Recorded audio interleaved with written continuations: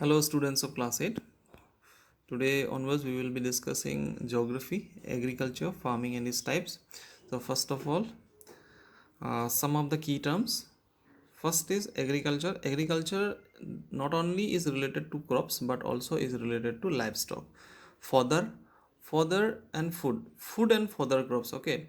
Food crop and fodder crop. Food crop is for human beings, fodder crop is for cattle. There are some crops which are both food and fodder crops, that means that can be eaten by the human beings and the animals both. Let's see the origin of the the term agriculture. That is, agar means field, cultura means culture or to cultivate, and agriculture mainly refers to the tilling of fields for growing crops.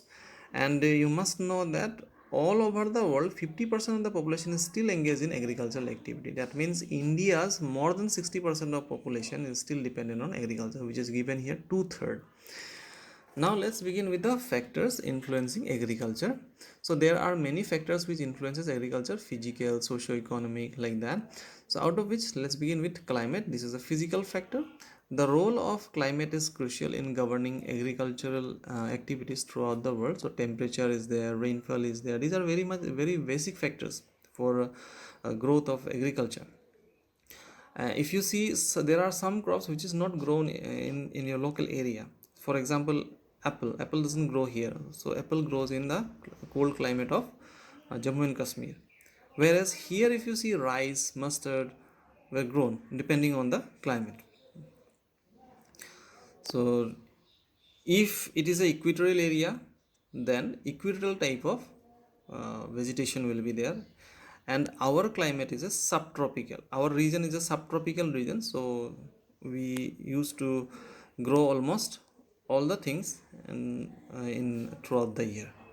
That means cultivation is possible almost throughout the year, even in the cold season or even in the summer season.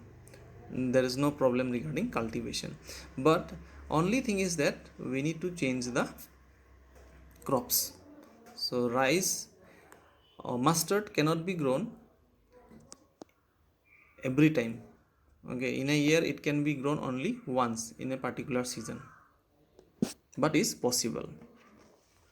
Here rice and jute need more water, so rice and jute can be grown very easily because of good amount of rainfall. But if you see Maharashtra's dry areas, then you will be able to see millet. Gujarat, Rajasthan, you can see they were growing millet instead of rice. Now let's see another physical feature, that is the relief feature. The land on which the crops are grown is known as arable land, okay. That means these areas are suitable for growing crops.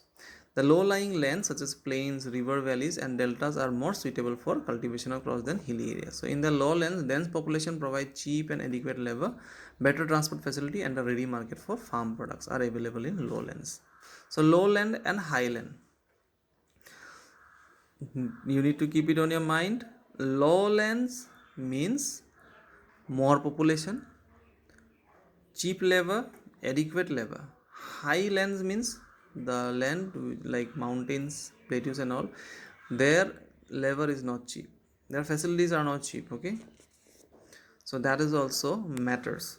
If it is a plain area, then you will get all the facilities. If it is a mountainous area, you are not going to get all the facilities there.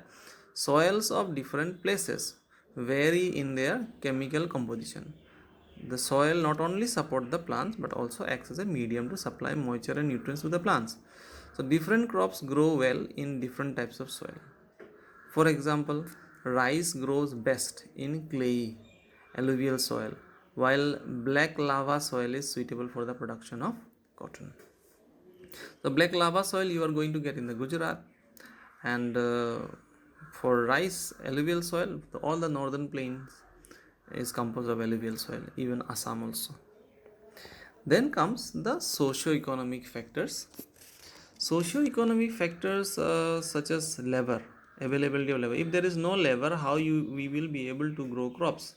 If we don't have money, capital, then it is not possible. Market for commodity. If we have labor and capital but there is no market to sell our goods or products, then where we will sell?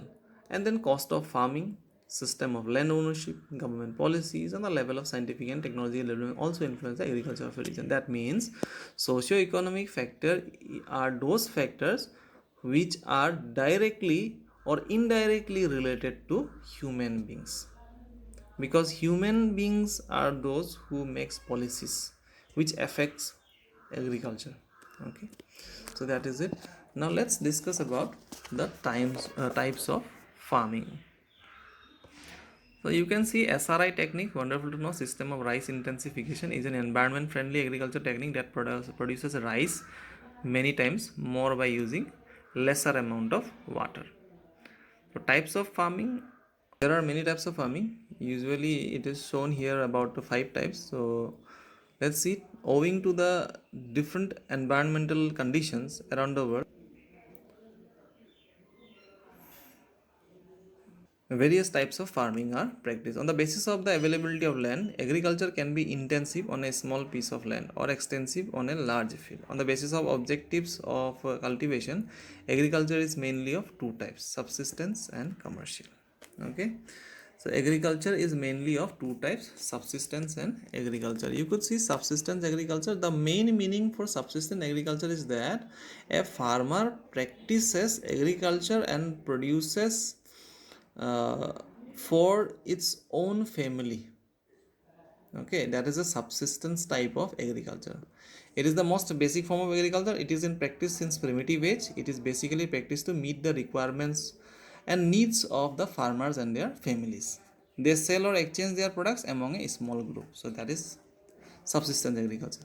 But subsistence agriculture also, farming also classified into two: intensive and primitive. Intensive means those type of agriculture, the farmer, what it used to do, if a farmer doesn't have a big piece of land, and if it has only a small piece of land, the farmer cultivates a small piece of land with the help of this intensive subsistence agriculture. Because in this type of agriculture, more than one crop a year can be grown on the small plot. So for example, in a year, if we see,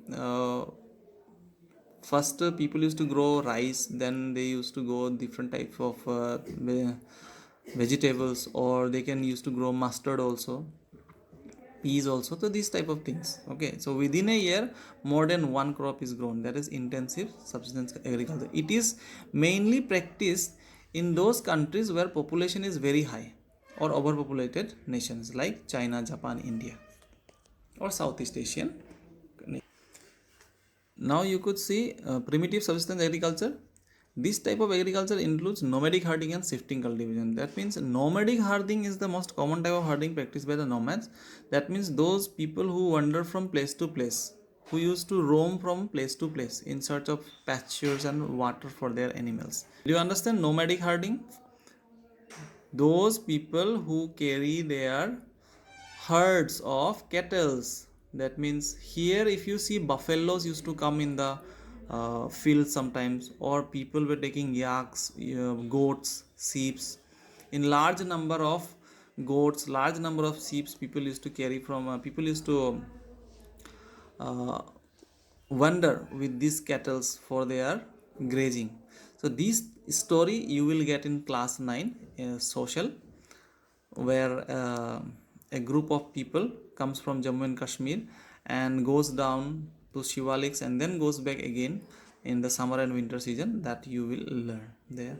Now you need to know only that these people carry their cattles with them, not to carry, that means they used to take their cattles, okay, with them, and wander from one place to another place for grass, grazing pastures, and water for their animals. Afterwards, from these animals, they used to sell their skin from the sheep.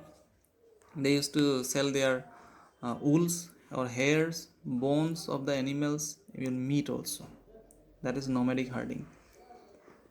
Shifting cultivation is very common here. I think no need to tell you here, it is a slash and burn agriculture. Shifting cultivation is only known as slash and burn agriculture. It is done with the help of primitive tools. People used to grow beans, maize, millets, rice all together, cassava, potatoes, like that. Okay, they used to in the northeast it is called as zoom, and they used to clear a forest and then burn down the trees, and whatever is left, those ashes were only become fertilizer to the crops. We will discuss commercial agriculture in the next part.